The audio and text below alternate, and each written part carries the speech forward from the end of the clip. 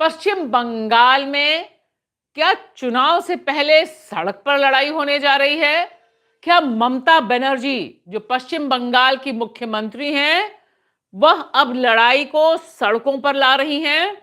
जिस तरह के तेवर आज ममता बनर्जी ने पश्चिम बंगाल की राजधानी कलकत्ता में दिखाए, उससे तो ऐसा लगता है कि वह अपने स्ट्रीट फाइटर के रूप में वापस आ गई हैं। जो तेवर, जिस तरह का एक्शन ममता बनर्जी ने आज लिया और सीधे सीधे खुली चुनौती दी देश के गृह मंत्री अमित शाह को, बड़ी बड़ी बातें कह दी। उन्होंने कहा कि वह एक विफल होम मिनिस्टर हैं, नास्टी हैं, नॉटी हैं और देश की सुरक्षा करने में विफल रहे हैं। सवाल यह उठता है कि ममता बनर्जी को इतना गुस्सा क्यों आया?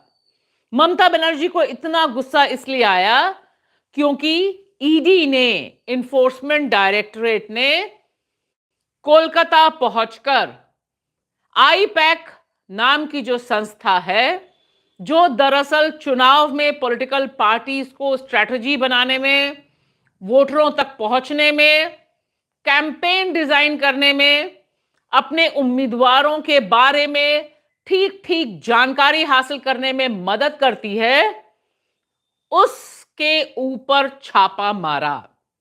और ईडी ने जब यह छापा मारा, तब आईपैक के जो कर्ता धर्ता हैं, प्रतीक जैन, उनके घर पे, उनके दफ्तर में 6-7 जगह एक साथ छापा पड़ता है। ईडी की प्रेस रिलीज है कि उन्होंने 10 जगहों पे छापे मारे और इससे बौखला गई ममता बनर्जी।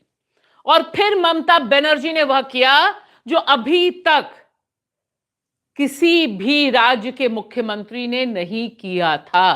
आओ देखा ना ताओ, वह पहुंच गई आईपैक ऑफिस और साथ ही साथ प्रतीक जैन के घर पे।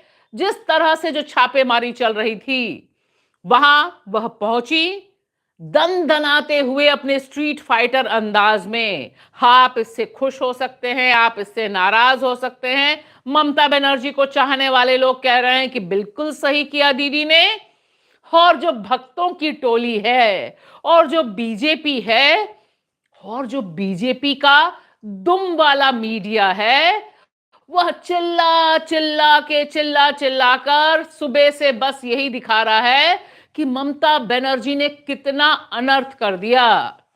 लेकिन फिलहाल ममता बनर्जी वहां पहुंचती हैं और सीधे दंदनाते हुए अंदर जाती हैं, कुछ फाइलों को उठाती हैं, एक फाइल के साथ मीडिया से बाहर निकलकर बात भी करती हैं। यानी वह चोरी छुपे नहीं, शेरनी की तरह लड़ती भिड़ते अंदर जाती हैं, बाहर आती हैं और उसके बाद दुनिया को यह बताने की जरूरत समझती हैं कि वह ऐसा क्यों कर रही हैं।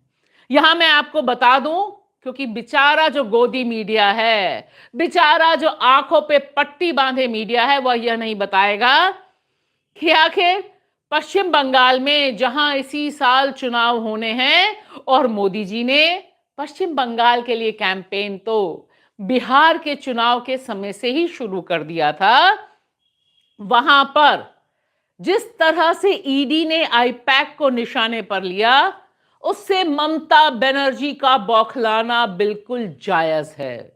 क्योंकि ममता बनर्जी ने, उनकी पार्टी ने आईपैक के साथ पश्चिम बंगाल चुनाव के लिए रणनीति बनाने के लिए समझौता किया था, उसे एक एजेंसी के तौर पर अपॉइंट किया था। और इसकी जानकारी हमें कोई और नहीं देता, हमें ममता बनर्जी के प्रेस को दिए पूरे के पूरे बाइट से मिलता है। और वह सीधे सीधे आरोप लगाती हैं, कहती हैं कि बीजेपी क्योंकि चुनाव जमीन पे हमसे लड़के जीत नहीं सकती, इसलिए वह चोरी कर रही है। बहुत बड़ा आरोप लगाया है ममता बनर्जी ने। चुनाव का स्ट्रैटेजी पूरा छीन के लिया, एक क्राइम है। अगर आप हमारे साथ लड़ने नहीं सकते हैं तो अब क्यों हम बंगाल में आते हैं? आप हिम्मत से काम लो, आप लोकतंत्र पुलिस प्रोसेस में जीतो। आप एजेंसी लगा के हमारा पेपर लूट करते हैं, करते लूट बोलते झूठ। हमारा पेपर लूट करते हैं, हमारा स्ट्रैटेजी लूट करते हैं, हमारा डेटा लूट करते हैं, हमारा वोटर लूट करते हैं, हमारा बंगाल को लूट करते हैं, हमारा भाषा को लूट करते हैं।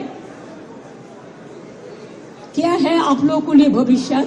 इससे और भी खराब होगा। जितना भी सीट आपको मिलना चाहिए था, इससे तो अब जीरो में आ जाएगा। I am sorry mister Amit Shah and mister prime minister, please control your home minister.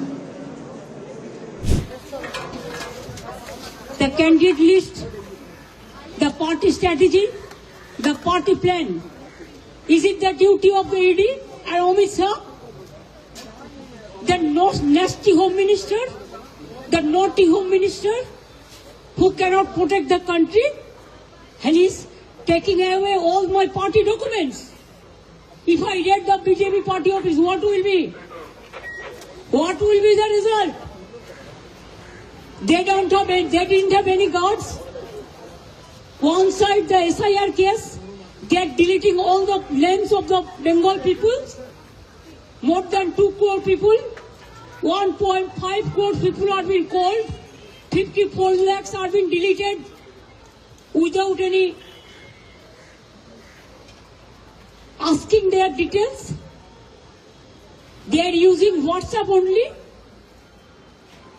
And because of election, they are collecting all my information of my party. देखो मैंने सब लेके आया. Because I rang up Pratik, because he is the in charge of my party.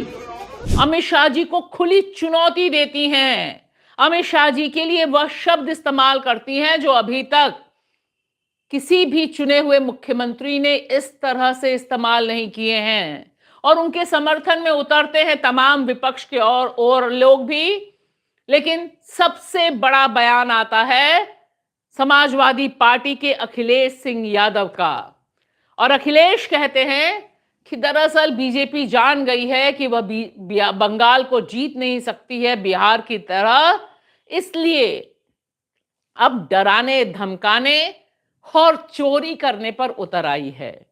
फिलहाल हम यह आपसे जरूर जानना चाहते हैं, मैं भाषा आपसे जानना चाहती हूं कि आपको क्या लगता है कि ममता बनर्जी ने जो यह स्ट्रीट फाइटर की तरह सीधे सीधे भिड़ंत की है ईडी से, ईडी की रेड के दौरान जाकर अपनी फाइलें निकाली, अपनी बाकी फाइलें वहां की कोलकाता पुलिस निकालती है, और अकॉर्डिंग टू द ग्रेट गोदी मीडिया वह ममता बनर्जी की गाड़ी में फाइलें रखी जाती हैं, जिसे बीजेपी ने ट्वीट करके, बीजेपी के नेताओं ने, और जो नफरती टिट्टू उनका है इस समय शुभेंदु अधिकारी, वह भी बोलते हैं कि दरअसल ममता बनर्जी डर गई हैं क्योंकि भ्रष्टाचार का खुलासा हो रहा है, आदि इत्यादि पूरी डिबेट चल रही है। और इसके बाद ईडी एक और दांव चलती है।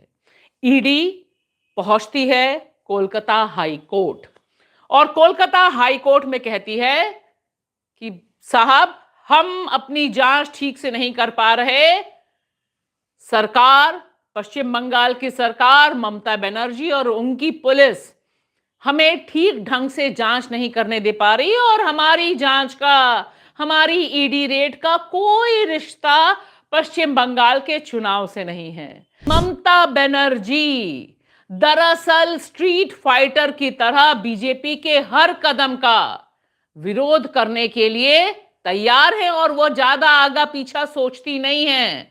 वह सीधे सीधे सड़क पर उतरकर अपनी बात कहने, कम्युनिकेट करने और एक्शन करने में विश्वास रखती हैं।